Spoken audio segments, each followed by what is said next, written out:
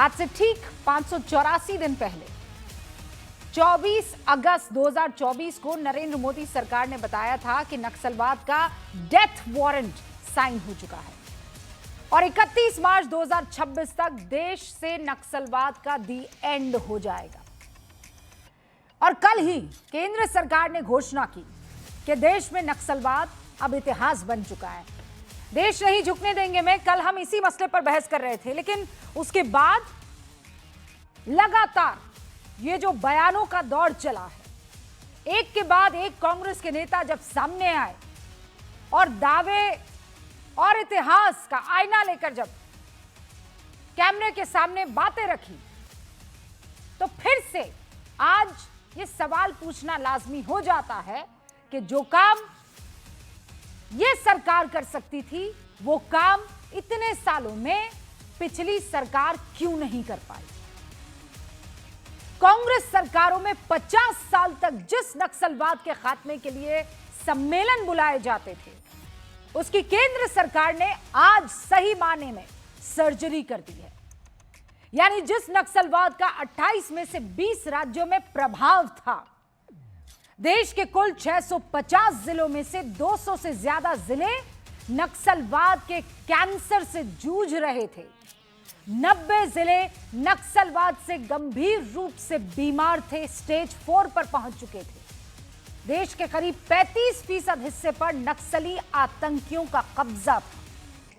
नरेंद्र मोदी सरकार ने 50 साल के उस नक्सली कैंसर को 11 साल के शासन में सफल सर्जरी करके खत्म कर दिया है। Operation successful. और इसीलिए आज सवाल है कि जिस नक्सलवाद का खात्मा आज हुआ वो कांग्रेस सरकारों में क्यों नहीं हो पाया। 2011 में खुद केंद्रीय गृह मंत्री पी चिदम्बरम कह चुके कि देश में आतंकवाद से भी बड़ी चुनौती, बिगर चैलेंज इज नक्सलवाद। नक्सलवाद आतंकवाद से बड़ा खतरा है। यानी नक्सली हिडमा आतंकवादी हाफिज से ज्यादा खतरनाक था। यूपीए सरकार ने एक रिपोर्ट के मुताबिक 2005 से लेकर 2007 के बीच आतंकी घटनाओं में आप जानते हैं कितने सुरक्षाकर्मी शहीद हुए? 1044। नक्सली घटनाओं में 1885 जवान शहीद हुए। कंपैरिजन देख लीजिए।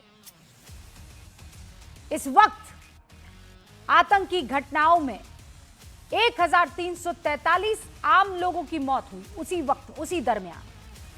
और नक्सली हिंसा में 2994 लोगों की मौत हुई। बड़ा खतरा कौन है?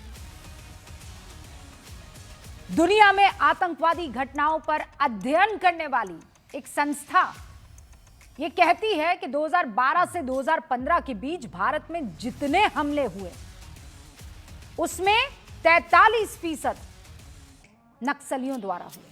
43%। ग्लोबल टेररिज्म इंडेक्स 2015 की रिपोर्ट में सीपीआई माओवादी, सीपीआई-एम दुनिया के खतरनाक आतंकी संगठनों की लिस्ट में चौथे नंबर पर रखी गई।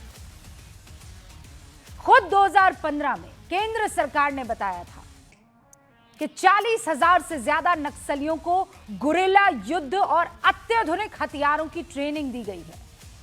नक्सली हर साल देश में 40,000 करोड़ की वसूली करते हैं। 40,000 करोड़।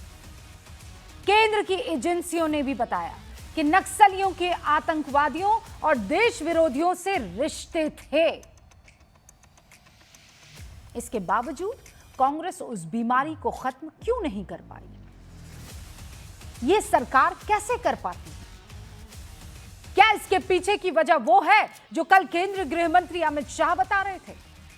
कल अमित शाह आरोप लगा रहे थे राहुल गांधी पर और कह रहे थे कि नक्सलियों से डायरेक्ट सेटिंग थी। नक्सली राहुल गांधी की भारत जोड़ो यात्रा में शामिल हुए। सोनिया गांधी की सलाहकार समिति में बारूदी बुद्धिजीवी थे।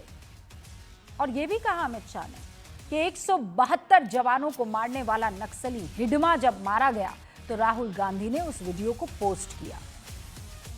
और उसमें कहा गया था उस वीडियो में, तुम कितने हिडमा मारोगे, हर घर से हिडमा निकलेगा। किरेन रिजिजू ने यह आरोप लगाया कि राहुल गांधी के कई खतरनाक नक्सलियों से संबंध है।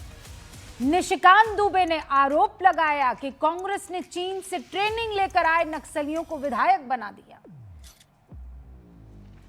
अमित शाह बीजेपी के इन आरोपों के जवाब में विपक्ष की तरफ से बयान आना लाजमी था, आए भी।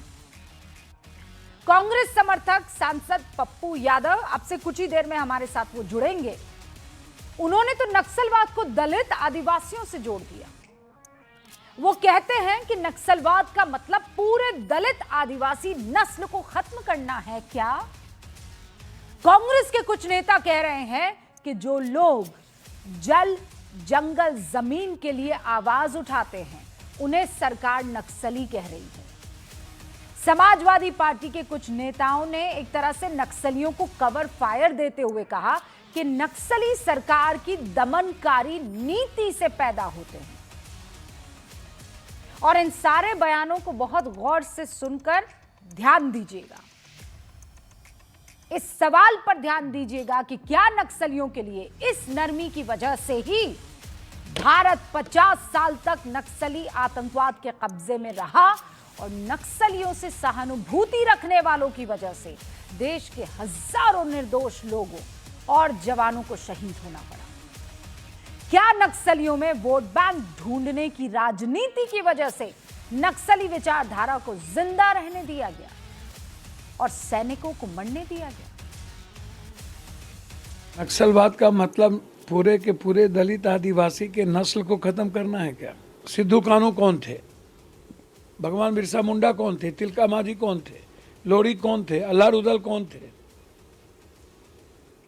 सावित्रीबाई फुले कौन थे? कोई माँ के कोख से नक्सली या टेररिस्ट या बदमाश नहीं पैदा होता है।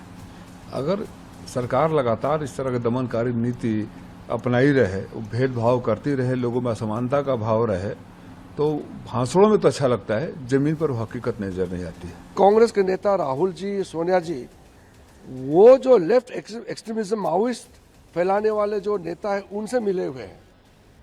तो सवाल सिर्फ हमको नहीं करना है, कांग्रेस के कार्यकर्ता अब कांग्रेस के नेता को सवाल करना चाहिए।